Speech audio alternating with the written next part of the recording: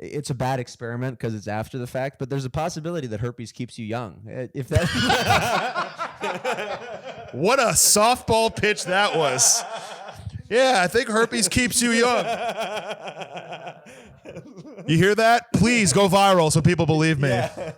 Let me be the next Andrew Tate of herpes. I mean, everybody's got herpes in LA. And Welcome to another episode of Ben the Menace. We've been having a lot of guests on, and I'm very excited about today's guest.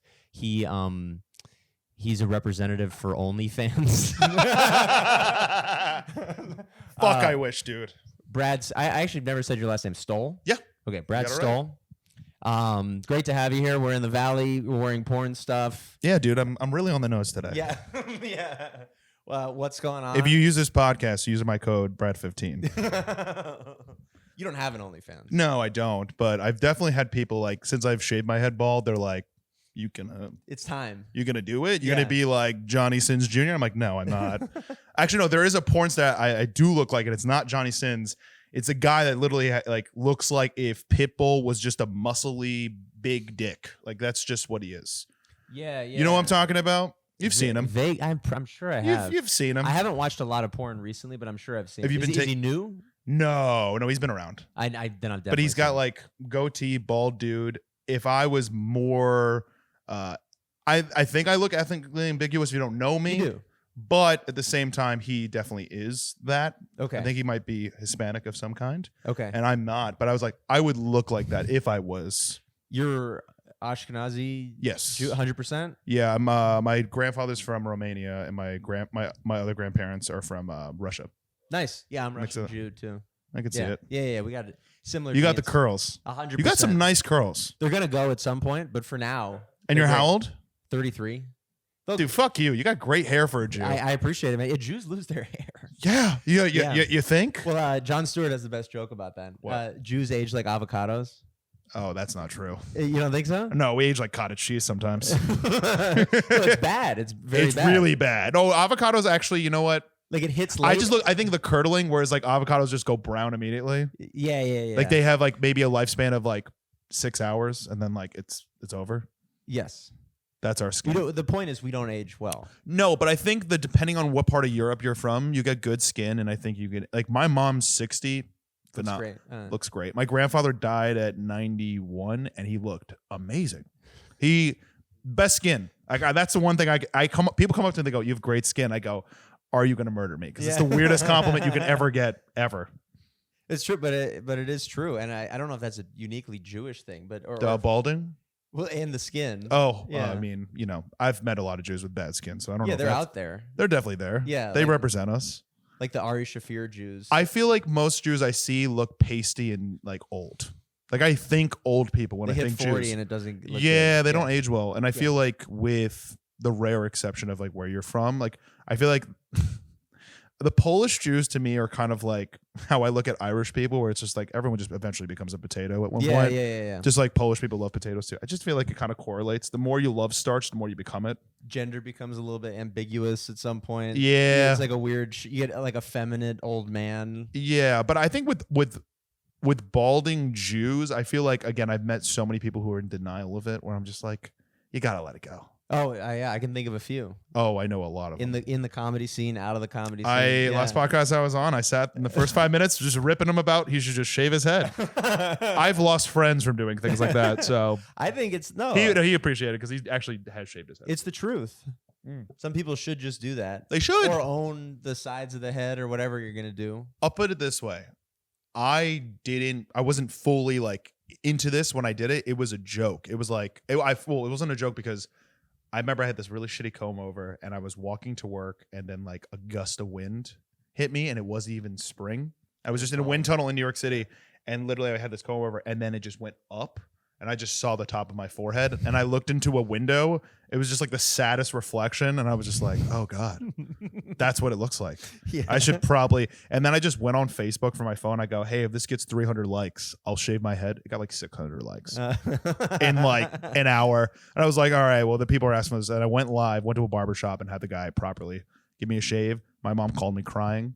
Really? Yeah. Cause it's like, it's the last piece of her, like you that she gave to you and you're getting older. So it's like, You're kind of like taking it away from her. Yeah, it's inherently sad, but also you look better now. Oh my God, I look so much better. Yeah. I totally And you have do. a good head for it too. Not everybody does. Oh, dude, I've seen some penis-looking men. Like, well, there's the wrinkle head, or the cone head. Huge head, cone head. The huge head is funniest to me. Yeah, it looks bizarre. I mean, there's certain people who look fine with it. There are other elements. It's like where the ears are, where the nose is. Oh yeah. But I have a big enough head where I'm like, I don't know how this is gonna go. Like if I shave you my got head, a jawline, so I have good faith. If you did, first of all, I'm not worried about you because you're 33 and I could still see solid amount of hair. I don't know if you're using fucking Hims or whatever the fuck it's called. I don't think act like I fucking know what they're called anymore. They're like, do you know what shampoo is? And I'm like, I don't. I know don't people ever. who take it preemptively. I'm like, what's wrong with you? That actually makes it worse because I was using like this. I was using mane and tail at one point, and then I was using the one that it's like a 1, 2, and a 3. Like there's levels to the shampoo of like how bad are you thinning.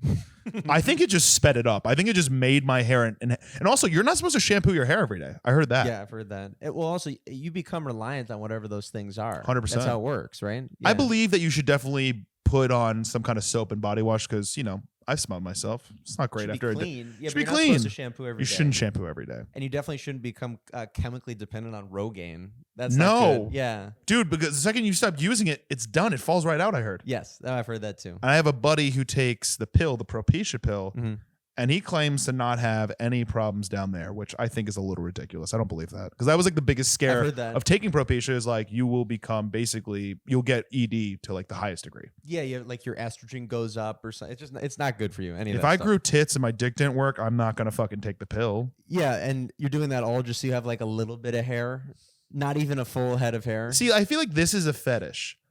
Little hair on your head is not a fetish. No one has a balding fetish. No. And if they do, I'm into a guy with really thin hair. And I was gonna say, if you do, it's an old woman going through a really bad divorce, and that's the only criteria you have. I have girls who don't speak to their father mostly. That's usually my type. You probably get a different type of girl who's kind of fun. Yeah. Oh, for sure. Yeah. It's a roller coaster. At first, you're like, "Whoa, this is pretty cool," and then you realize there's like 6 loops after. You're like, "I don't want to do this ride again." Yeah. One time's good. After that, I'm fine. But it's a fun ride. Oh my God. I get to show pictures to my friends being like, look at this. Yeah, she's crazy. But they're like, how many times did you go on the roller coaster? I go, once. Just once. A lot of tattoos, probably. Yes. Yes. They shave the side of their head, that kind of thing. No. I don't like that. I used to be into that. That's not typically my thing. All the power to you if you are. Yeah. It doesn't rock. But the tattoos. Tats are fun. Because I don't have any. So I think it's a piece of me that I want it. Dude, because like if I was jacked, I feel like I need tattoos. But I'm not jacked, so I feel like this is like proper. And I don't want to be like the guy who was like the barista tattoo where it's like they're trying to be hard, where it's like, dude, you make lattes. You're not that huff. Yeah. If you're making the tattoos and you're covered in tats and you're like thin, I'm like, I understand that. Like that's an art. Tattoos have become much more socially acceptable. Like a lot of people have tattoos. They're not scary. People with jobs, etc. But I also do think that if you're covered in tats, you have some issues. 100%. As a Jew. The fucking dad came out and be like, I just want to say, I have no judgment, but there's something wrong with judgment. Yeah, there's something that happened, or else you wouldn't do that. Oh, 100%. Do you know what I wanted? Oh, this is really bad. Okay. And as a Jew, this is worse. Okay. So when I quit my last restaurant, this was like before I went back to a restaurant after like my breakup. But I was like, I'm going back to restaurants. That's it. Like the pandemic, I was like, I know how restaurants treat you. Why would I ever go back? And I told my girlfriend at the time, I was like, I'm going to get like a waiter pad. And then it's going to say 86 on it, which as a Jew, that's so like I put just numbers on my wrist being what's wrong with that? And I thought about it for like after when I didn't get it, I was like, that would have been really bad. That would have looked terrible. Just getting basically numbers on my arm. The disclaimer is that Jews can't be buried in a Jewish cemetery. Supposedly. If they have a tattoo. That on paper, that's what happens. No. It's actually a myth. So when I was in my confirmation class, that was the last bit of the Jewish, like I got bar mitzvah, then you have confirmation, which is like the Jews basically kind of like, tailcoating Christianity. We don't need confirmation, but we did a lot of like the whole like questioning the Torah and all that stuff. And one of the things was, can you get buried in a cemetery? And it is true. You can. There's no bylaw. That was more like Holocaust people being like, don't put anything on your arm because we had to do it. It was like, we should be the last people who do it. I think it was more of like a guilting thing. Mm-hmm. Piercing the skin would technically mean no piercings. And how many Jews have earrings? Yeah, it's true. That's everything. Women. Yeah. Women. Okay. Well, that's good. We that was the educational portion. Yeah, we have a disclaimer. Well, but also it is like the Holocaust thing. Who wants to see a Jew with like, a bunch of stuff on their wrist or I'll be honest though, if you took a Jew with a bunch of tattoos in that time period, like into I feel like that guy's gonna fight off some people. Yeah, well, yeah, we're also just not tough people. We're typically not. No. Yeah, who's the toughest Jew? Name one right off the top of your head. Celebrity. Think of the toughest Jew you can think of. Like James Caan. That's a pretty good one. He was like angry tough. He was tough. He was tough. Who are you thinking of? You seemed disappointed when I said James Caan. No, it's not a. I love James Caan. Yeah. I don't hate James Caan, but I wasn't thinking that. I'm thinking like muscular. Like who's like a muscular Jew? Yeah, I got one on the top of my head. I forget where I heard this, but they're in toughest Jew I know. Well, you've seen Airplane? Yes. The list of Jewish athletes. Yeah, If you need the light reading, yes, it's a leaflet about the list of professional. It's just like a bookmark of Jews. Yeah. There's so few Jewish athletes. Bill Goldberg. Oh, sure. I mean, that guy, I'd say the toughest Jew I know. WWE. You've watched WWE. Yeah, the his spear. Name is Goldberg. He made a Jewish last name cool. He might as well have been called the Rabbi. His last name is Goldberg. Oh, watch out! The moil's coming. Yeah. You don't want to get snipped. Yeah. If anyone's scary and tough, it's a moil with a shaky hand. Well, a WWE wrestler on steroids. Yes. Actually, no. I think he was all natural. Oh yeah, maybe. It doesn't matter. Let me have this. His whole job is that he's a scary tough guy. Yeah, and he's as Jewish as it gets. He's Jewish Stone Cold Steve Austin. Yeah, totally. No, that's the toughest. I wish Stone Cold Steve Austin was a Jew, but we all know that's not possible. No, he's not. Nobody would drink that much beer. As a Jew, he would get a fucking stomach ache. He's got New Testament passages. Yeah, all over his body. That was disappointing to find out that was a passage. I was like, 316. What a cool time. They get beat up that time. I'm like, no, nothing airs at 316. Yeah. Just the passage. Okay, we've talked about being Jewish, which I did when I was taking notes before this. I was like, spend at least 15 minutes on being Jewish. Of course. Yeah. It's common ground. Yeah, absolutely. We got to know where we fall. I do want to get into the OnlyFans stuff. So you went to the Bert Kreischer roast, right? I went to the Bert I sound like Bert. Was it the screening or something? Yeah, it was just a screening. Okay. So here's the story about that. So I was supposed to go to the screening, the actual taping of it. It was at the Comedy Store. My friend, not her fault. I will say that's not her fault. Because it wasn't. Because it was chaos. OnlyFans, your friend? No. So she produces for Whitney. Whitney is the producer for Bert's roast. And Whitney's been doing a bunch of stuff for OnlyFans. Yeah. So now this new thing is like OnlyFans is trying to make real content. Which I'm sorry to say, if it was gonna work OnlyFans, I would fucking love it. I would be all over it. It will not work. Okay, we're gonna clip this part, and then Ben's next special that he gets will be on OFTV. We can cut this out. I would love to do it. I would love to do it. You need to. You know what you need, OnlyFans? Here's my advice for OnlyFans. Oh, please. A discover page. No, you can't find anything that isn't a naked woman. And also, you have to type in their screen name exactly how it is, or they don't come up. You need to be able to search shit to be able to promote shit. You see how old I am? I said screen name. Their username. Yeah, username. Their screen name. Their AIM information. OnlyFans at the moment is a platform specifically and only for covert porn. Yes. That's it. People who are trying to make their own business. And there's nothing that's more of an antagonist to promoting like stand-up comedy or any sort of like entertainment than covert anything. You need people to accidentally find it. You can't accidentally find anything on OnlyFans. No, I've never accidentally found anything that wasn't porn. I found a lot of shit on purpose. Yeah. I have a mission when I'm on OnlyFans, and it's to finish. I have found a lot of stuff. And actually what I've done is on purpose found something, and then you go to Reddit, and then you find the thing on purpose on Reddit. And you're like, oh, then I'll just Google type this in, not pay for it, and I've also done that and given up a million times too. Where I'm like, there's nothing here. I'll be candid. At one point where I couldn't find it, I buy it. I was like, I'll give this. I'll support a business, support a local business. I don't mind. One of my only bits that's ever gone viral is about that. About paying for porn? About paying for OnlyFans. Oh, yeah. Well, yeah. And it's well, ever been scammed by an OnlyFans girl where it's like, I have all this content if you pay this $20 for the month, and then you get to the $20 a month, and then everything's behind a paywall, and you're like, I've just got duped. Or the photos you have access to are like a third of her nipple. Yeah. It's like nothing. It's like when you're basically back in the day when a picture was loading. Yes. And that's literally the whole picture, though. Just imagine that. Imagine that you're about to like see Carmen Electra for the first time, and it's just hands over nipples. Yes, you wait all day for it to load. Yep. And you make sure nobody comes home. You do it when your parents are at work. You're playing sick. Yeah. And then you find out it's not there. There's nothing to see. Nope. Yes. So I was supposed to go to the party. Okay. I was supposed to go to the taping, and then the line was down the block, and I assumed in my head, I was like, well, if she works for her, then I'll be on the VIP. There was like 4 different lists to get in that night just to go to the actual taping.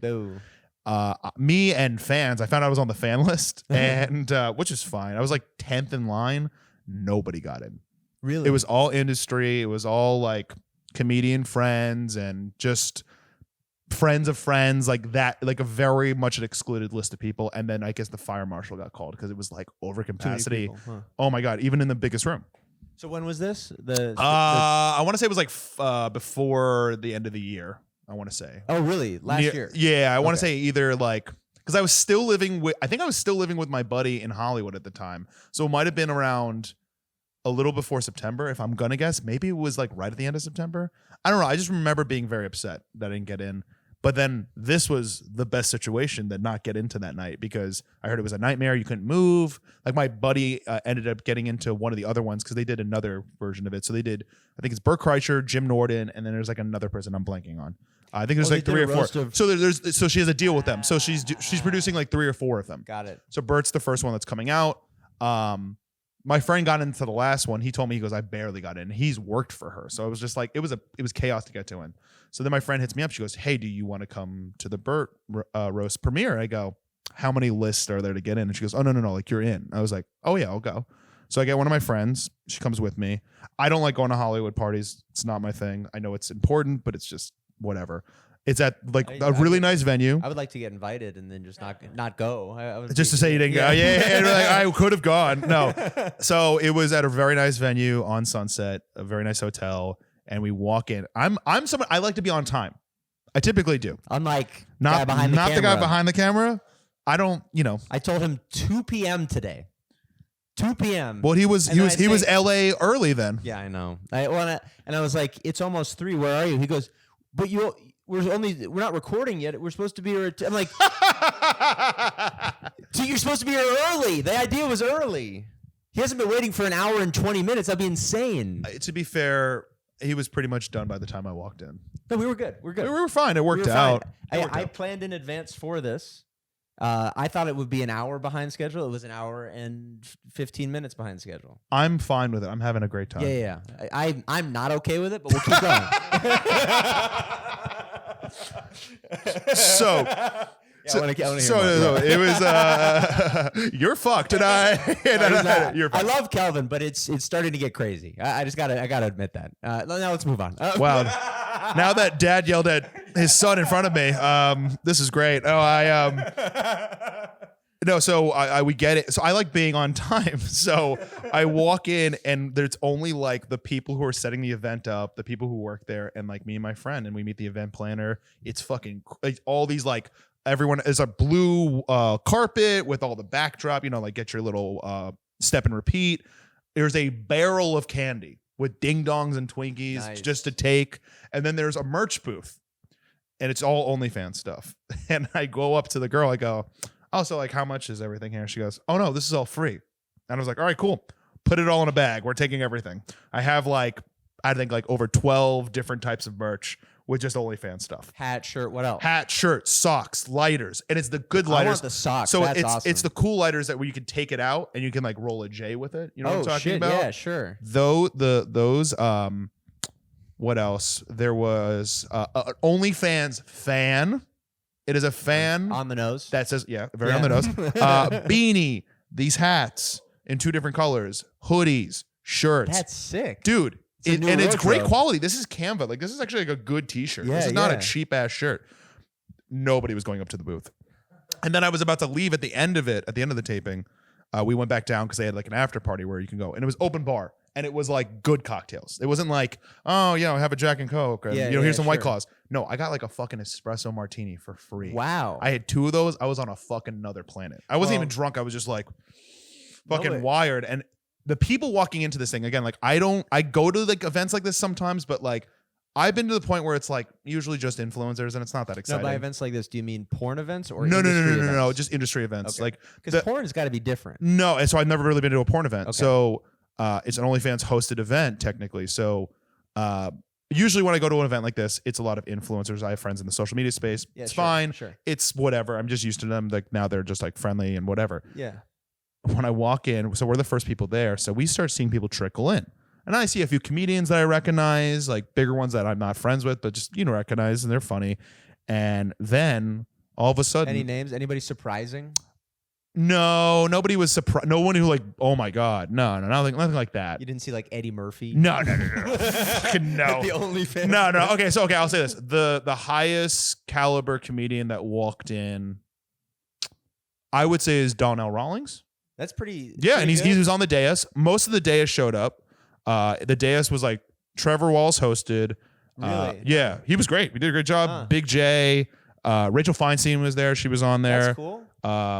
Jim Norton was there.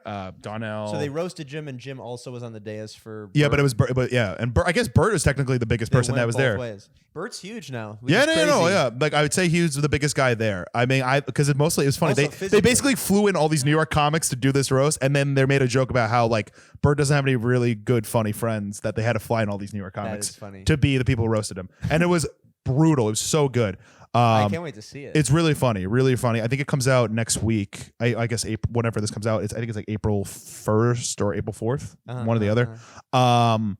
But so then the comedians are rolling through. I was like, okay, I recognize some influencers. I'm like, all right, fine. And then literally the top 5 like porn stars just walk in, and I'm just like, it was just so much. It was so much stimulation between the espresso martinis, between seeing everything that you've come across on the internet. And I'm like, listen, porn stars are people, but like at the same time, it's like when you see the biggest ones, you're like, whoa, all right. Like, I mean, you're on my rotation. This is a little weird. Yeah. Didn't go up to anybody, but it was just like you see them on a carpet. You're like, oh, wow, she's a lot shorter than I thought. Oh, she's taller than I thought she was going to be. I'll say it. Angela White was there, and I was just like, holy shit. I was like, that. Angela White. Oh, that's huge. That's a big one. She didn't like stay the whole time, but she came for the step and repeat, got a drink, and then I think she left. What is step and repeat? Dancing? The fucking, you take a picture on the carpet. Got it. Just the fucking photo op. Yeah, sure. Just to show that you showcase. Blue carpet. Whatever it is. Because it's OnlyFans. Yeah. That's pretty fun, man. And then I saw, this is my only last name drop I'm going to say, because I was such a fucking Why not? And here's the thing. I don't usually, you live in LA long enough. Name dropping porn stars is fine. That's fine. When you name drop people, it's when it gets obnoxious. Yeah, but don't name drop Tom Cruise, but Angela White. Are you talking about my boy Tom? Yeah. Me and my buddies have a bit, and this is like not even my bit. This is a bit that just keeps getting passed on. There's some comedians in New York that used to do this, where it was just like we're in the green room, and they just go, hold on a second, I got something, and they pick up their phone. They go like, Tom Cruise. Hey man, what's going on? It's just like you just take a celebrity's name, and that's just like kind of like the bit for the name dropping bit. I'll when I meet someone in LA like that, it's new and I'm not like they're not my friend. I just meet them through other people, and they'll just start name dropping, obviously because they want to like feel like they're cool. I'll just go like this. I'll pick up imaginary shit, and I go, sorry, you dropped all these. And I'll just like put it in their lap. Yeah, there you go. Because I was like, stop fucking. Yeah, they're dropping. Don't fucking do that shit. But I'm gonna name drop. It's kind of like the nature of the beast in Los Angeles. I know, but it's so unnecessary. Nobody's impressed. Like nobody cares. Well, also you run into these people. Yeah, you see them. Okay. Yeah, it's not really worth name dropping if you like hit their car. You know that, or like they're literally putting you in something. Then you can talk about that they exist. Yes. But I don't usually get worked up. I usually am pretty good. Like, oh yeah, there's a famous person. Okay, whatever. I saw the 2 guys from Broken Lizard. I fucking like Beer Fest, Super Troopers. Yeah. It was the Indian guy. No, it was the guy who plays the Jewish guy in Beer Fest, Steve Lemmy. Yeah, and then Kevin Heffernan who plays whatchamacallit, who's the Farva in Super Troopers. Yeah. Those 2. So they walk up. Literally, they just go, what kind of beers they have? And I was like, oh man, they're just like kind of like how they're in the movie. They're the same guys. I was literally saying to my friend had no idea who they were. She didn't know anybody in the room. And I was just looking at her and go, okay, like I started seen Super Troopers? Like, no. She hadn't. So I was just like kind of panicky, and I was like, oh my God, I don't get worked up like this. And she goes, what's wrong? I go, okay, I just have to do this. I'm sorry. And then I turn over, I go, hey man, sorry to do this, but like I'm just a really big fan. He goes, oh, cool. I was like, you're Steve, right? He goes, yep. And I go, Brad, nice to meet you. He goes, oh, thanks, man. And then just went on his way. And it was like, he was like, I'll entertain this for a second, and I'm going to go get my beers. Yeah. But it was like, nobody in the room knew who they were. So I was like, I feel like I gave him a moment, but he didn't give a shit though. They're so used to, because their fan base is so nerdy too. Their fan base loves them. They're Obsessed. fucking obsessed. Yeah. But I didn't never think I'd run into guys like that. They looked old too. I was like, damn, They're getting old. I'm old. That was 20 years ago. Oh fuck! Don't say that. Wasn't it? Super bad? It was like 20 years ago. Super Troopers. Sorry, Super Troopers. I'm saying. I think Super it probably roughly 20 years Super ago. Troopers was like 2004 or something, right? Yeah, it's a long time ago. About to be 20 years. It's fucking Yeah. crazy. I feel really old. But yeah, that was as exciting as it got. Then there was like a burlesque dancer after they showed us the roast, and then they had a party bus going to a strip club, and it was pouring, and my friend had to get home for an audition. I was like, let's just go home. But if I did go, I saw some footage. I think Whitney was like throwing money to people. Would have to, been like, a good time. to been like, there was a party bus and they were giving people money to throw. It was an open bar from the start of the event and the after the event. So it was just like, the only food though was pretzels. That was my only complaint. That's no real kinda food. lame. Yeah. It was candy and pretzels. And I was like, okay, if I eat more M&Ms, I'm going to throw up. Well, I feel like that's kind of, it's like orgy thinking. what's the display? What was it? What was that Always Sunny episode? He goes, "Oh, we go to the orgies for the buffet." Yeah, but it's more like what can we eat without upsetting the stomach? You know, like we're gonna be having sex. You don't want to eat anything heavy. You don't want you don't want to eat something that's gonna have a lot of fiber. Right. Yeah, you don't want to fart. You don't want to fart. You want to have to feel like you're gonna shit. Yes. So I think here's my top 3 off limits foods if you think you're gonna have sex. Okay. Mexican food. That's like Not top. good. That's no good. Dairy. That's a dairy fiesta. Italian. I feel like you're about to list my favorite foods. I too. know. Yeah. Me too. Italian. Yeah. Game over. No Yeah. way. Not happening. Pasta. You're gonna be out for the count. Yeah. And then third and final, Mediterranean food. Mediterranean's not good. I picked all the farty foods. Those are all the farty foods. Those are major. You can farty get foods. away with eating Asian food and still have sex after. A lot of Asian food. I don't know if Korean's gonna work so well. No, Korean food would be my Korean's- only You're thing. an LA guy now. It's a Korean's bit intense. It's good, but it's heavy. Yeah. I've been to an all-you-can Korean It's the barbecue. best. It's the best, but it's at the same time you're not doing shit You're not after. doing anything. You afterwards. smell like meat for 24 hours. Actually, my girlfriend was really pissed. I went out with another producer guy who helps out with this podcast sometimes for Korean barbecue. Went home and didn't change my shirt before I got. Oh, in bed. Lord. And she was like, I was up all night. She's like, I thought I was just like I had a sensitive sense of smell. And then you're in bed with your fucking Korean. She was so mad. You fucking meat man Yeah, coming she into was- my bed. And I was like, oh, I'm so sorry. I didn't even think about it. And then I got in my car and I was like, my car smells. I can't even imagine how bad. Wow, sleeping with that? Yeah. She literally might as well have slept with a packet of bulgogi. She might as well have like made a cot in the Korean barbecue restaurant. She's actually, I'm taking out an Airbnb here at this fucking restaurant. I sleep in the middle. I sleep when in they're the- done. when they're all sweeping up And all I- the grease off the floor. I go, hey, sweetie, this is what it's like to be an immigrant. Think my grandfather came home from working all day and didn't smell like Polish sausage? Yeah, this is what it's like. This is what it is. This you is a sleep struggle. in smoke. You sleep in Yeah, Germany. Who do you think was roasting those sausages? Yeah, totally. The Jews. It's either going to smell like sausage or sauerkraut. Hell, 100%. Yeah. And honestly, I'll take either. Yeah, they both. I worked at a Jewish deli here in L.A. and I smelled like pastrami like a lot and corned beef. Yeah, Dude, that's I an reeked, intense and your smell. hands are just greasy, even if you don't even touch it. Yes. You just get greasy from existing at a place like this. Yeah, yeah. Burn your hand on soup, I feel like covered it's in everything bagel seeds. It's a fucking problem. It's almost there's like a transdermal. You like get it in your skin. Oh yeah, I feel like if I look closely at my hair and my skin, I'll probably see a little bit of everything bagel seasoning. I'm like, where'd that come from? Yeah. I'm like, oh, those are my scars from working at Factor's Deli. Yeah, exactly. Yeah. So anything else that stood out? Did you are you like you chatting up some OnlyFans? No. girls? I honestly I was on good behavior. I just kind of like, you know what the thing is? An event like that, you're just looking around. You're not talking really to anybody. You're talking to your friend, and if Kinda that person in knows awe. somebody, and Yeah. then you'll talk to. We met like these really two nice people, this guy and this girl. We talked to them a little bit, and then conversation kind of faded. They were cool, but we eventually they went their way. They all like the guy like had somewhere like people to talk to, and I was just like, I have no agenda here. I'm just like, I got invited. You know what my agenda was? Free food, free drinks, and free fucking merch, dude. That's it.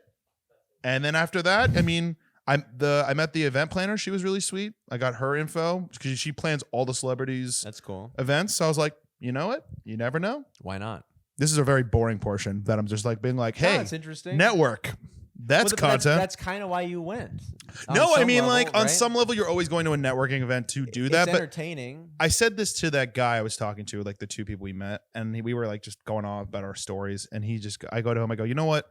Like, I come into an event like this with no expectation. I don't think anyone here wants to talk to me, but I know if the roles were reversed and I have something, yeah, of course people are going to come up and talk to me, and like I will feel important. But I'm just like, here, I'm just like, cool. This is what it looks like when you have something. Great.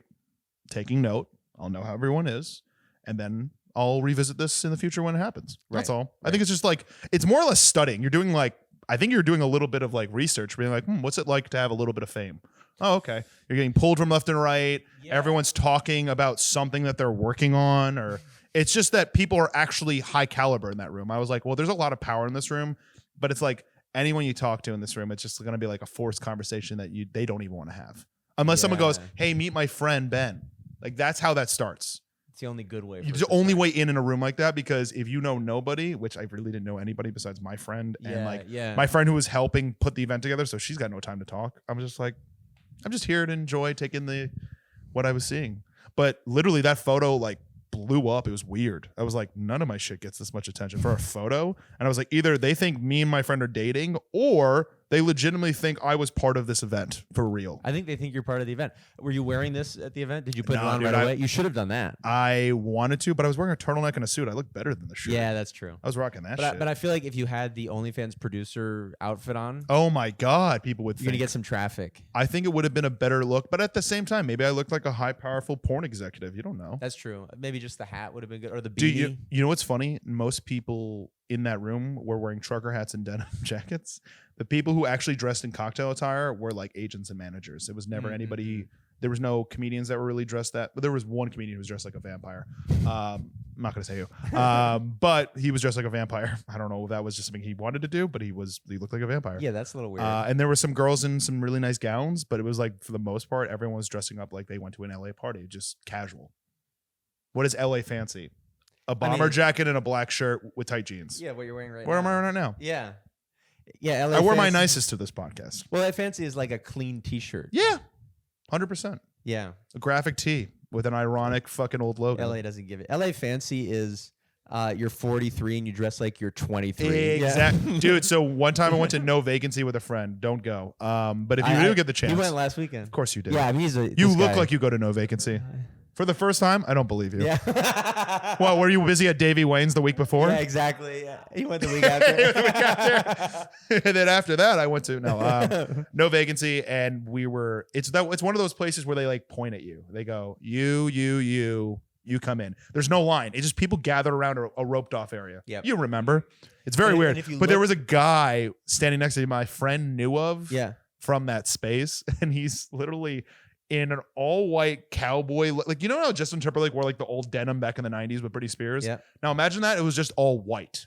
Cowboy hat, mohawk blonde hair, whatever. And then my buddy leans over to me. He goes, you know how old that guy is? I go, how old? Like fucking 24? He goes, 43. I go, why are you dressing like that, dude? No, that's LA. Why are you dressing like you're a fucking hypebeast cowboy? No, that's my stance on Los Angeles. It's very frustrating. People don't age very quickly here. Just at all would be the word. There's no seasons. There's no stress really compared to most. The stress here is, how do I afford this apartment that I definitely shouldn't have rented? Yeah, but I mean that's true in other parts. Yeah, but that exists everywhere. Yeah, but that's the only places, to me that's the only true frustration minus your career. Yeah. I mean, like in Oklahoma, maybe it's like, how do I afford this tiger that I can't afford? How do I operate this illegal zoo? I was wondering how I'm going to run this underground brothel casino in Oklahoma City. Or in Florida, like, how do I kill my wife? Yeah, and how do I get away with this? But also come off of as a really charismatic real estate agent. Yeah. Hey, how are people going to like me after I kill my spouse? Exactly. It's a sport. Yeah. Yeah, LA is like, sure, maybe you're batting out of you have some property that you shouldn't have, of course, but really it's like, how do I look like I have more than what I have? Well, definitely have more than I have, and how do I look younger?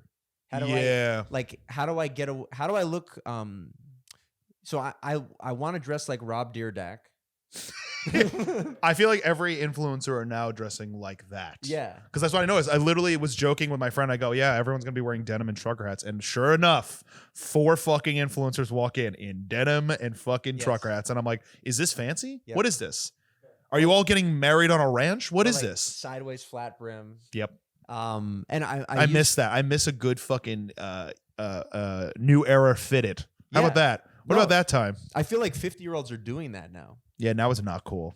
You know, you look like you. That's cool. You look like an overweight mafia guy. Yeah, who says he knows people in the mob. Yes. You wear like a Yankees fitted and a gross white shirt that doesn't fit you. In 2007, this was cool. Cool. That's kind of what you're saying. Usher made it really cool. He was the one who did the whole fitted to the side and like sleek look. And now it's not. Usher also made herpes cool. He did. Yeah. And honestly, that's just LA proper. Yeah. If you don't have herpes, you haven't lived here long enough. Yeah. Well, and it's a bad experiment because it's after the fact, but there's a possibility that herpes keeps you young. If that. What a softball pitch that was. Yeah, I think herpes keeps you young. You hear that? Please go viral so people believe me. Yeah. Let me be the next Andrew Tate of herpes. I mean, everybody's got herpes in LA. And shit. That happens. That's happened many episodes. We're done with it. Okay. It's out of the shot. It's okay. Now I just look like I'm glowing, which is fine. Now what we can't do is we can't talk about herpes like we haven't talked about it yet. Like we can't. That part of the show is over. Okay. It went there. That chapter's done. Yeah. Okay. I got you. We can't start that conversation over. Oh, that's too bad. Yeah, that's all right. Oh, okay. Okay. There was something else that you wanted to talk to me about too. Did you go to another premiere too? Or did you go to, was there something else, OnlyFans and porny? Because it was more just like because we were talking about like working in porn. We were talking to his roommate about porn. His roommate auditioned for porn. I mean, he cold submitted. he didn't audition yet. Auditioning means having sex. Yeah, he basically photobombed. As we all know, an audition gets taped. Yeah, and then it gets released because all of them are real, right? All the what? All the porn auditions, those are real. Oh, you mean the casting couch? Yeah, that's real, right?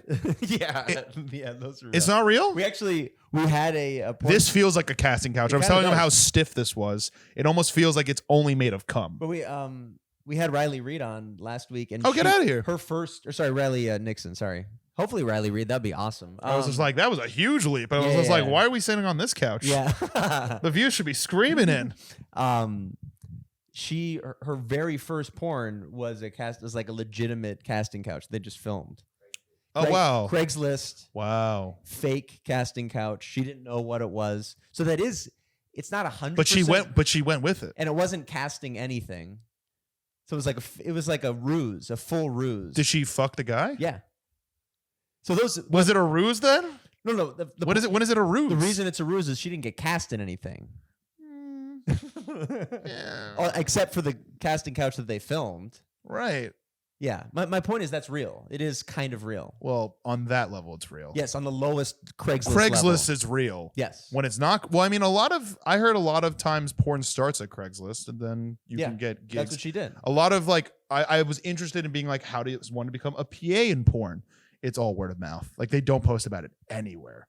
Or they just say need a production assistant and they're not specific at all of what it is. And then you show up and it's a porn set. It's one of those situations. I heard of this story. I think it was on like Opie and Anthony or something like that, where they had like one of their guys who works in sound before he was the producer, and he got hired to work sound for a production. He thought it was a film, but it ended up being a porn shooting in New York, which is not common. It's not a thing that happens all the time.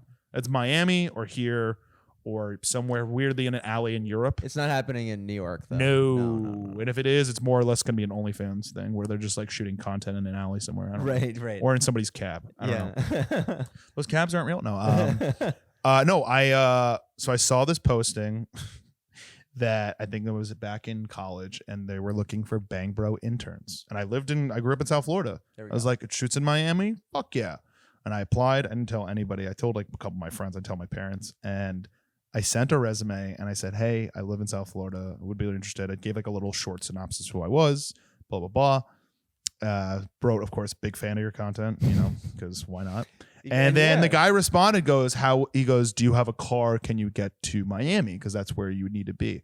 And then I wrote back, I think something along the lines of like, yeah, I should be able to get a car, which is stupid because I should have just been like, yeah, I have a car. And then they never wrote back. That was it. Oh. Kind of like how like he got offered all that filming and didn't do it. It was basically the same thing. If anything, I auditioned to be an intern. Yeah, I mean were you very disappointed? Were you like Nah, I mean I let it go. I mean like at one point, here's the thing. I'm a fairly open book. I don't know how long I could have kept that lie going to my parents because I don't really lie that much. right? And I fucking whatever I say, it just falls out. I word vomit a lot. I would eventually blow my cover, and my parents would both be like, "You're not working for these people anymore." Yeah, you're gonna ruin. But if I life. was making stupid money, I'm sure they probably wouldn't care. But I don't think you're as an intern, even for them, you're making that much money. Doing that in your early 20s. I mean, you come from a nice Jewish family. Sure. Yeah. In your early 20s, no parent is like, No, go for it. no, especially because it's like Boca is because I grew up in That's where like you're the from? Mecca of Jews. Yeah. Everyone's very much like cookie cutter family. We're Jewish. We go to temple for the high holidays, and my kid's going to UF, and my kid's going to Yale. Parents probably wanted you to be a lawyer or something. No, they didn't. But what did your parents want? My mom knew, I think from a very early age, she knew that I was going to end up going into like acting and comedy. Okay. And my dad wanted me to have the logical career, from my understanding. Mm-hmm. Not to say that my dad didn't like that I did it, but I don't think he saw it. I remember we sat down with the dean of the Hart School of Music, which was like an acting program in Hartford where I went to college. Okay. I remember my dad just goes, "So what's my son's job prospects looking like?" And he goes, "Well, that's up to your son." And my dad goes, "Well, I don't like that answer." Yeah. Literally in front of the guy. And I was like, and I just sat there going, this is not going to happen. There's no way. And then I don't end up going. And honestly, I'm grateful I didn't go to acting school. It's better to just get the degree and then go for it after. And sure. Because I went into acting school as soon as I was done. I joined a 6-week course. Yeah. I joined an acting school when I came here. So it's like you could still do it. I mean, yes, is 4 years of training nice? Absolutely, but you're not done. And I feel like I met a lot of actors who like go to college for acting. And they just go, my training's done. And I'm like, no, it's not. Well, that's definitely true. And that's why I think comedians and actors are different, where it's like comedians are constantly crafting, where sometimes actors kind of stunt themselves. And they go, well, I got all my training done, so I don't need to. And I was like, what, because you paid a fucking university that it's done? Well, and also you have no education. No. What if you want to do something else? What do you do? Well, I mean, real estate. If you're musical theater, yeah, you could be in real estate. You could be a waitress or a barista. There's a lot of options. There's a lot of stuz you could be. A lot of tours, but or a teacher. You're missing some knowledge that would be helpful. Dude, I learned nothing in a communications degree. It was basically getting a theater degree without the performance aspect. Same thing, yeah. It was basically the same. It was a bunch of like rejected guys who didn't end up working in an ad agency. One of my professors who I love and I have small contact with till this day, he was actually a head of a PR firm for a very long time. And he was really, really good. And he would fail you. Like he was one of those guys like, I'm failing you to like help you learn. Yeah. Not like I'm gonna pass you because you didn't get my fucking standardized test wrong. He'd be like, this is wrong, you didn't try here, but like he really like gave a shit. Which I'll never forget that guy. Bill Seymour. What class? Public speaking? No, public relations, which I don't care for. I hate PR. I hated that class because I knew how hard he was. And I was like, he was the most memorable teacher I had. Huh. He was sick. But a lot of the teachers were like failed ad guys who didn't like, they probably worked at an entry level job at one point in advertising and then just never fucking went forward with it. Yeah, that's interesting. And then they get their PhD in communications. What a weird. Dude, our intro to communications professor was a raging alcoholic. His name was, my mom had him too. Like my mom went there and my sister went there. This is all in Florida? No, this is in Connecticut. I went to University of Hartford. Right. Okay. And this guy would literally be bright red every class. Like I'm talking Irish fucking blush. Dude, like, guy was fucking hammered. You walked up close to ask him a question, he reeked of fucking alcohol. Good for him. Yeah, great guy. Yeah, that guy's got some major Roger issues. Desmond, that was his name. Dr. Desmond, he was great. If you have to drink before your class. It was a lecture hall setting, yeah. Oh, man. Oh, yeah. That's brutal. You know Raymond Carver, the writer? It's a long story, but he's like was like a pretty well-known short story writer. I heard he was so afraid of public speaking. He like basically died because he drank so much before teaching these classes. I'm just like, just let this guy fucking be alone and write, you psychopath. Dude, can I ask you a question? This is not my podcast, but I want to ask you a question. Yeah, sure. Do you have a performance background before you started stand-up? No. So you just went up cold and like just gave it a shot? Yeah, pretty much. I did stand up cold. I mean, I did public speaking in college that I liked. I really enjoyed that. I was a TA for. I did psychology. I actually have like a master's degree in psychology, which is just a waste. It was a whole. You feel like this is like an inside thing where he's just trying to fuck with me right now, just because he said that? No. No, but the point No, is, I'm doing a bit. You're fine. I'm not being serious. the point is, I gave some lectures and I liked that. That's great. I enjoyed that. So I guess technically, yes, you do have I was performance doing experience. some public speaking Correct. that I enjoyed. And that's my biggest gripe with a lot of comedians is a lot of them resort to booze and they don't ever get to perform sober, and then they become alcoholics, and then eventually the second half of their career they die or they sober up and their act actually becomes strong. You know, like I never understood the idea of boozing up and doing a show. Like I get having when I was in New York, I get like having a beer on my last show of the night, and it's like a late night spot. Like if I did 3 spots a night, the 11 o'clock show, I'm having a beer on stage. Like you want to identify with them. You want to be on their level. Yeah. That's different. Where it's like I don't need a beer or a fucking cocktail to get me through this spot. That doesn't exist to me. I've performed drunk, I think, on 3 different occasions, and I bombed. It's and never I hated good. It sucked. You get really in your head. Like if you want to talk about getting in your head, that's one. Especially if you're just drinking whiskey, because that's all I drank in New York. Was whiskey and beer, and it's just like you're just sad. It's not good. The worst thing that can happen is you have a drink and it goes really well. Yeah. And then you become reliant on that. And there's like ebbs and flows, and I've had drinks before shows for like, I don't know, a week at a time. And by the end of it, you're just worse. And you're not making sense. You're not fully connecting. No. Ideally you are 100% cognizant, because otherwise what's the point? And why are you doing this? But at the same time, that's why a lot of comedians are like writers first. So like when they have to do the performance aspect, they get really nervous, they get terrified. Yeah. And then like in LA, you meet a lot of actors that want to do stand up, and then it's the opposite. They're so not fearful of performing that like it pisses real like writers off. Where they're just like fuck you, and it's like okay, like you can get mad at them for fucking being confident, but at the same time, they're jealous of you for being great writers. It goes both ways. Yeah. It goes both ways. But it's like confident with no substance. That's bad too. 100%. That's hard to watch. Oh yeah, dude. I that's how I was in the beginning, because I came from a musical theater background. Yeah. And when I got on stage, I'm jealous of that though, because that's not a bad place to start. It's not a bad place to start. New York was great, but it was brutal, and I got bullied a bit by other comics. Really? Yeah. Because people just get fucking. You just don't know what's going on in their brain, and I have nothing against them. I mean, it sucks, and I have a little bit of that like chip on my shoulder for those kind of people. But like I got bullied a lot for trying premises online, and they weren't funny. They make sense, but I was trying to do what everyone else was doing, and my act wasn't good, but I was so confident on stage, and I think it pissed people off how confident I was, because they're just like, well, fuck you. Why are you standing on stage so proudly and like all this? And they're not saying it like that, but they're like making indirect jabs or like roasting me, and they're not friends with me. When people roast you and you're not your friend, I'm like, who the fuck? Who are you? Who are you? Like, I don't get that. Yeah, that's never When people in good. the comments roast me, that shit's funny. Because like now that I have like, when you get a little bit of an audience, you're like, oh cool, who did I piss off? Like who just wants attention? But like when you're first starting off, you're so vulnerable because you're just fucking trying this bullshit. You're naked. Especially with like comics that they weren't like big comics, but they were like a year above me in class wise. And I'm like, I look up to them. I'm like, they're so funny. Like, I wish I was as funny as them. Yeah. And they don't know that. They just think of you as like, fuck you and your confidence. And I'm like, whatever, makes you feel better. But it made me insecure being a comedian. Like after a certain point, I was like, fuck, like, am I ever going to be funny? Like these people don't even respect me. Like, and it's like your peers' respect is not really why you should do this. Doesn't matter that much. But it's has hard a big not effect. to. Yeah. It's hard not to. That's very interesting. And then you move to LA, a place where if someone doesn't like you, they'll never tell you. No. It's greeted with a, hey, man. Yeah. How are you? How are you? Yeah. I said it.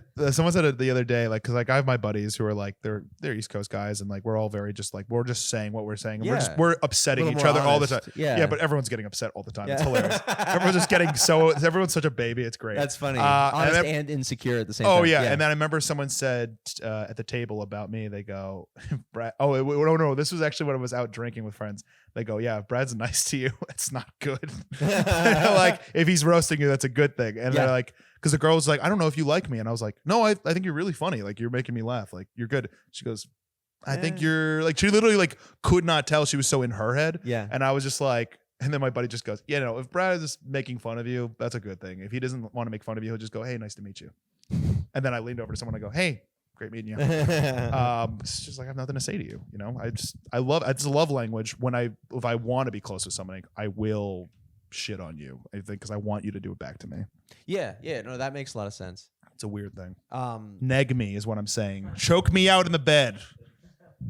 I do think also like as you develop as a comic, there's a little less of that just overall. Yeah. Because you're just not interacting with anybody as much. No, because you're not like, I feel like the first 4 years of comedy Yes. I felt was like college. Yes. Where you're just like, you're running around, you're getting drunk with your friends, you're trying to, one person gets a spot, you all go to that spot to watch them perform. Yeah. And now it's like we're trying to like, especially when you start in a new city, it's like, God, you just want to like have a couple people to run around with so you don't feel like, fuck, this is so hard. Like obviously I didn't move out here to be a stand-up, but like I still do stand-up. So like I have to push through and like make my strides.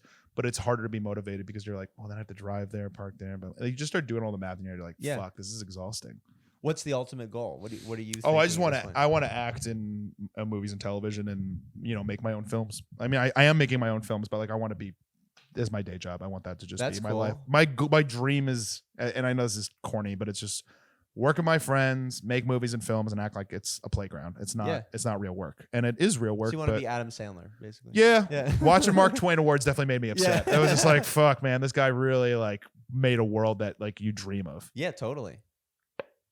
Only so many people have that access, but yeah, that would be the no goal. But the problem is, as you get older, everyone's got different priorities, and like it's so much harder to be like, hey, let's all try to do this together, and it's like, it's less likely to happen more and more because everyone has a different agenda and what they want to create.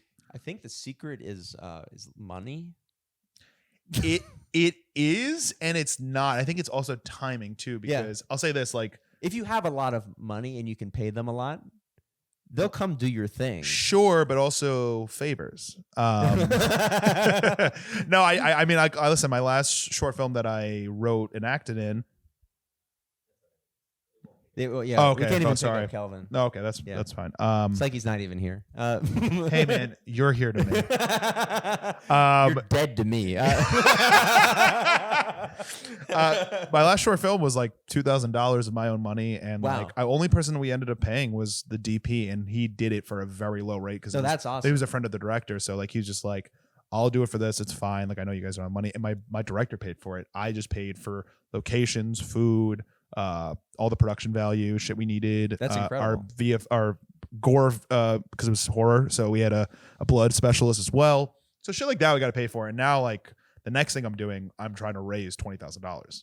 So like I'm like trying to go for it because I'm like, I want to pay my producer, I want to pay my director, I want to pay my DP properly, I want to pay my actors. Like I want to make a project, one that I'm proud of, one that is a very personal piece to me, but at the same time will be like, cool, I actually like made something that feels like we're running the show here. I don't feel like you're all being like, is everyone okay here? Like, does everyone hate me yet? You know, I had people working at like, I did 3 days, 6-hour days. I don't think that was a lot. It was, and I don't think anybody was overworked by that.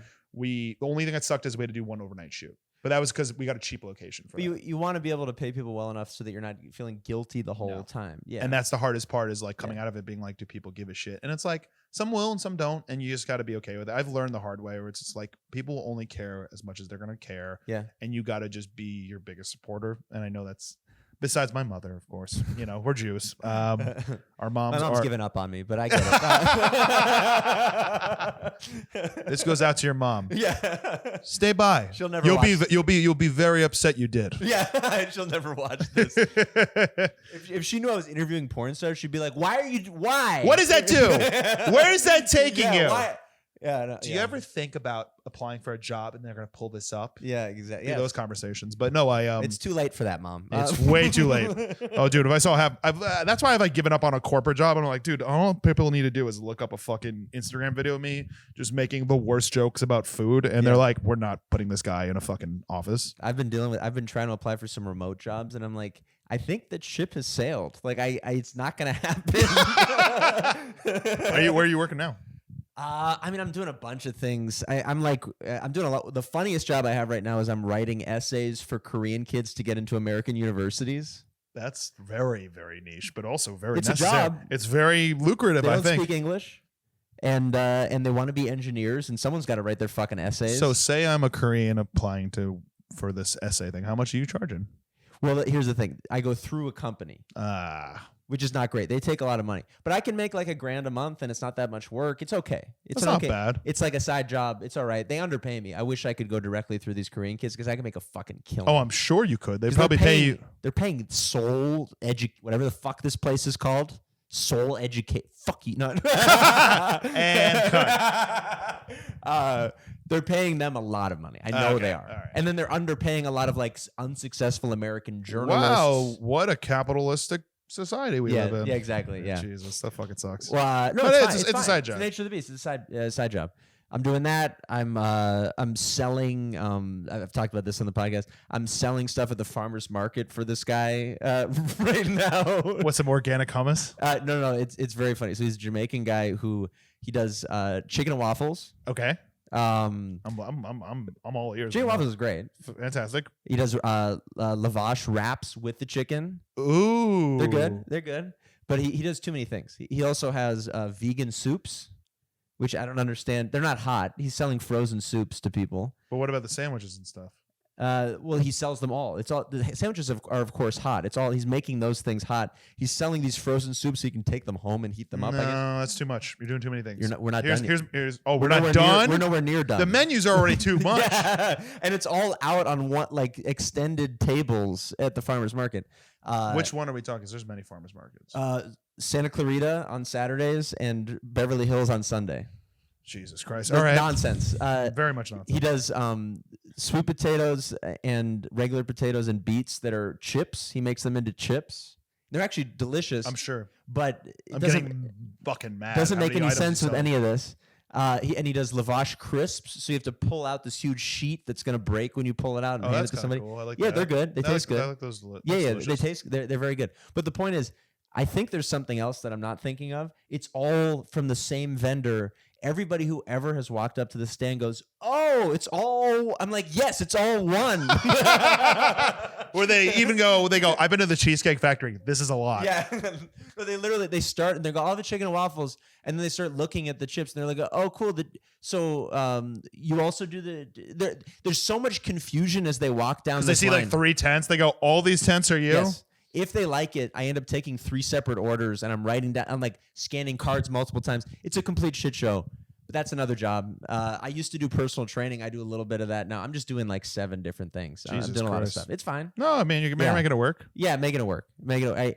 Training was a great source of income for a while, but also very early mornings. Yeah, and like it's like people cancel too. There's that. It's not a very big, unless you have like a big enough, more expensive roster. I feel like it makes sense to be a personal trainer. Training's a nice job. Like if you're busy, you can make a fucking killing. Oh, dude, I have a friend who does full-time training, Yeah. and she does pretty well. If you're doing She 8 was a nurse. sessions a day, you're living the dream. Jesus. You're also doing 8 sessions a day. And you're also staying in shape. You're literally watching people exercise 8 hours a day. That's not the best job in the world. No. I for a while I trained a lot of Hasidic Jews.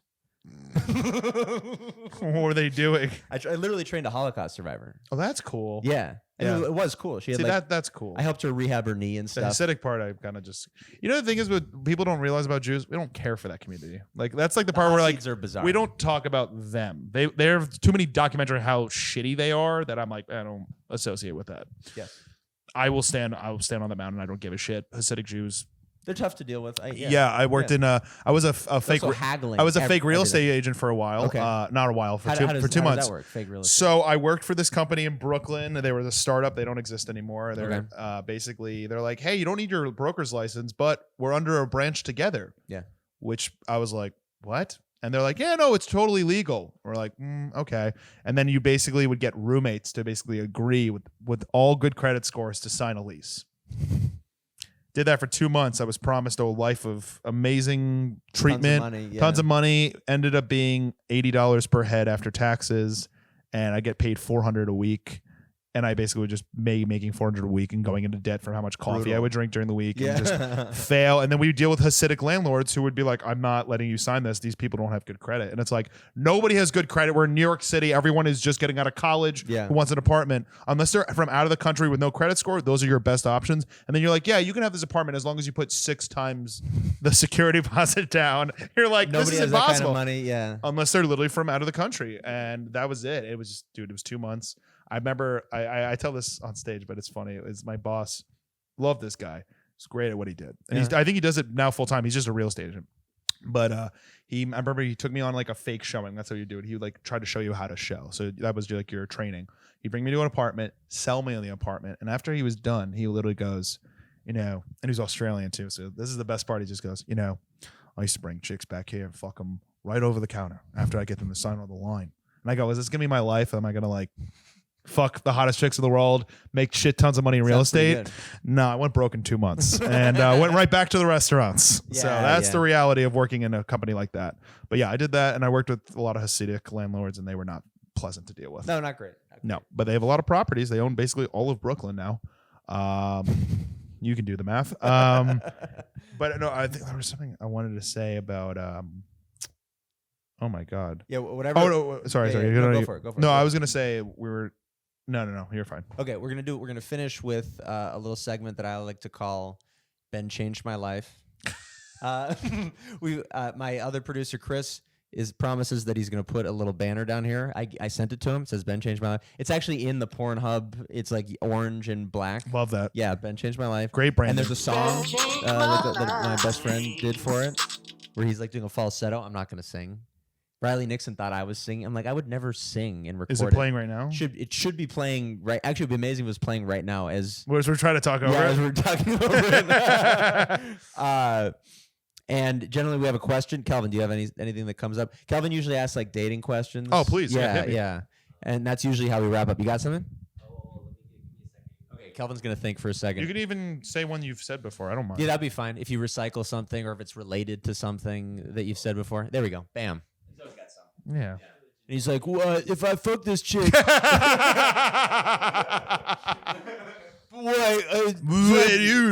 I do it again? I love how we just make him just go, "What are you fucking chick?" It's a lot of. He's actually just blowing up on helium. What are you fucking? Usually, it's that tone. Yeah. About fucking somebody. Of course.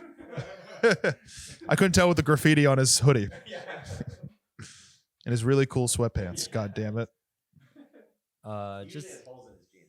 Of course, dude. The fact that there weren't holes in your pants, I'm a little insulted. He's actually it's one giant pant. He's not even wearing a shirt. So what's your move when, like, let's say you meet a chick, right, at like a bar or something? What do you do when, like, you have a good night out, you there's a connection, maybe make out, whatever. And then, like, the next day or two, you call her, and she's like, seems pretty optimistic. It's like, oh, hey, oh yeah, how's it going? And then these are very specific. Yeah. And then it's almost like this just happened yesterday. No. Wait. And then you're like, yeah, you know what? So where you said you live where? She's like, oh yeah, I live here. Oh, I'm close. Yeah, we're close by. Yeah, that's cool. Anyway, you know what? We should probably hang out sometime this week. I'll pick you up. We can go get something like a coffee or whatever.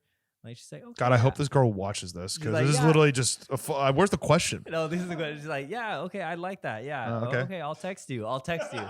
Wait, okay, later. I gotta go. Okay, see you. I'll text. Okay, bye. You gotta speed it up. The question is. Hey, man, cut the fat. What's the question? The question is, do you just text her, or does she mean like, I'll text you back when you reach out to me? Dude, I don't remember the story you told me. There was so much story. Literally just there was a question, then you went into a story, and then there was a new question. So what's the move when you do that? Like, with a chick, you meet her, everything's going good, and at the end, you call her back, and then you say, hey, we had a good time. And then she says, like, all right, I'll text you, whatever, because you want to plan out something. You should never let her text you. She's not going to text you. Yeah, that's what I'm saying. So that you have to, like... Yeah, she's not going to text you. You have to... Oh, I mean, okay. So now I think I feel like I know what the question is. I honestly still don't sorry, know. I feel like we need a national history expert to take out the hieroglyphics of that fucking story. No, so I think I know what you're saying. So the girl's not going to text you back, because I don't think that's going to happen. I think in the moment, if you're having a good time with a chick, I'll put it to you this way. If you make plans with someone and they fall off before those plans happen, so were your plans. So, okay, so I'll give you a story, and I don't care if this girl sees this. She was cool. We had a nice sesh. I hope she sees it. I hope she does too. Good for the views. Yeah. I met her at a club, and I'm not someone who typically picks up at a club, but this night particularly, I was very lucky. Very good looking girl. She was what actually kind of club? Like a dance club? The Peppermint Club over in Beverly Hills. I don't even know what it's that a very like it's a very I would say it's a mix of sceney and ratchet. Okay. Perfect mix. Interesting. And she looked like she was more interested in talking to one of our really, really good looking friends, who like literally looks like a fucking handcrafted model. Shout out to Devin. Great actor, also too good looking. He has a girlfriend. He respectfully walks away, and then I just start talking to her. And I say something about being a Jew. I don't know how it came up in conversation. And she goes, "You're Jewish?" And I'm like, "Yeah." She goes, "Oh, I'm Jewish." And then boom, just like the commonality of that kind of tied us into talking. And she just talked a lot and I just let her talk. I was just like, yeah, going with it, shaking my head, laughing, making jokes when I could. But she wasn't laughing at anything I was saying. She like, as soon as she heard I was a comedian, because she asked what I did, you know how that goes. As soon as you mention a comedian, fucking the expectations go through the roof. And then we end up I'm sorry? Be more specific. Like, what kind of expectations? Like they expect you to be fucking super hilarious. And then everything that you think is going to be funny will not. It's going to bomb. But I was bombing and then I ended up making out with her in the club. So much so that we started like, you know, getting friskier, more handsy in the club. And eventually I tried to get her to come back. She didn't want to. Fine. And then we go on a walk, try to go to another bar for after hours. Doesn't happen. Then we just end up in a park doing our thing, hooking up.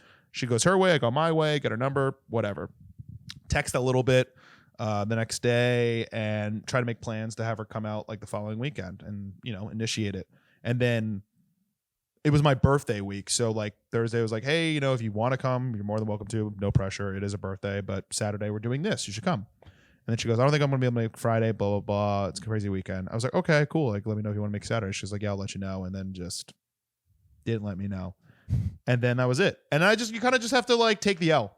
Like you just take the L and just go, okay. And then I think I waited like weeks later and I was just like, hey, what are you doing? Just like I was out and I was drunk and she's like, I'm in bed. And I was like, you should come to blah, blah, blah. And she didn't respond. And I was like, all right, well, you know, it's an acknowledgement. It's like, it's a game too. I mean, like we had our fun. You got what you wanted. I think it's like, there's like this fine line of like, if you have some success in it, that's a win. And you shouldn't really expect more. And if you get more, great. Like, but at the end of the day, if she's flaking on you and not, you're like, I'll text you. She's not going to text you. Think about how many people are on the other end of that phone. If she's single, especially. Listen, guys don't have, unless you were fucking like conventionally attractive, like hot. Nobody is like, for guys, we're just kind of sitting here waiting, going, oh, maybe this week we'll have somebody. Like, It's like a waiting game. But if you're hot, things come to you faster. This girl was very attractive. And I was like, dude, this girl probably could be talking to a few guys.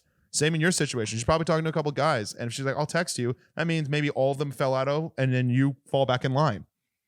And if you had a rotation, it'd probably be the same thing for you too, being like, I'll text you when I can. It happens. When I remember. And then I have times where I ghost too. Like we're all pieces of shit at the end of the day. Nobody's perfect. People get distracted. Yeah. And we get scared of our emotions. When you really break it down on paper, who's more easy to distract than a young hot woman? Kelvin.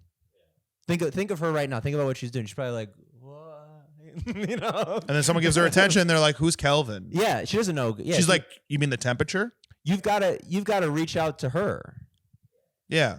If you really care about this girl, like this is someone you really want to go out of your way for, fucking chase her because people like to be chased. And even if you don't, just reach out to her. See what happens. Or if you're mildly interested, why would you not send a text? That's typically as long as you don't send a text being like, "Fine, you're ugly then, bitch." Like which happens apparently a lot. He won't do that. Good. Don't fucking do that shit. Kelvin's question typically is like, "Do you think I should text her?" It's like, yeah, why not? I just love it's like cameraman advice, being like, this is what you should do, man. Get pants that literally cover your whole body. Yeah. No, I think when in doubt, just send it. Hey, what's going on? Yeah, follow up. What are you up to? What's the worst that she's gonna say? Nothing. My favorite is my buddy. I'll say this one last thing. My favorite thing my buddy gave me, and this is something to take home, and it doesn't really work, but it does work sometimes. He said, is if they don't respond to you, like after like a week, like say nothing. Send them the gif of Carlton from Fresh Prince shooting the shot, and then it just airballs. That's good. As just like to make fun of the fact that she didn't answer. Good. It's like a semi-petty, but it's also kind of funny because like I've seen a girl actually like start talking to me again because of it. Yep.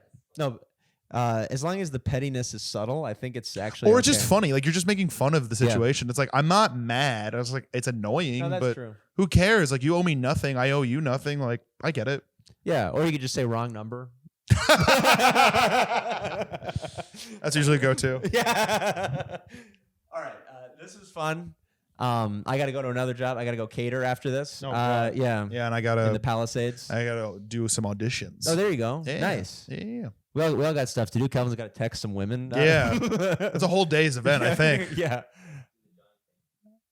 Oh, you're doing something with John. Okay, good. Well, let's not include that in the podcast. Yeah, let's just cut that part. Yeah. We could do some editing. That would be. I'm sure I've said a couple regretful things in this hour. Plugs. Anything Yes. you want to plug? And also, you mentioned the short film. Can people see that somewhere? Yeah, so I have 2 short films up on YouTube. One is called DIY. It's about influencer with depression. And then the second film, which I just released last year, is called Act Now. It's about basically it's like my log line is if Billy Mays was a serial killer. It's a comedy horror. I like that.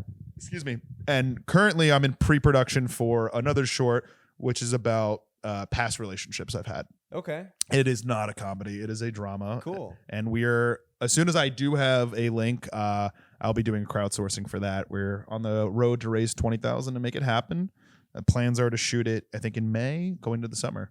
But yeah, that's really exciting stuff. That's what I'm going to have to head off to after this. And social media at DamnItBrad. That's DAMNIT. People for some reason don't get that right. Or TikTok, @Brad, because TikTok sucks. Yeah. And I have some shows coming up. Check out all my social media. I also do food reviews. There you go. They're fun. Yeah. Thanks for having me, man. This was super fun. Yeah. Thanks for coming. But mostly thank you, Kelvin, for, I mean, it is Kelvin's apartment. At the end of the day, he's being extremely generous here. Yeah. And he won't let me talk anymore about that, which is weird. Thanks, guys. Tune into the next one.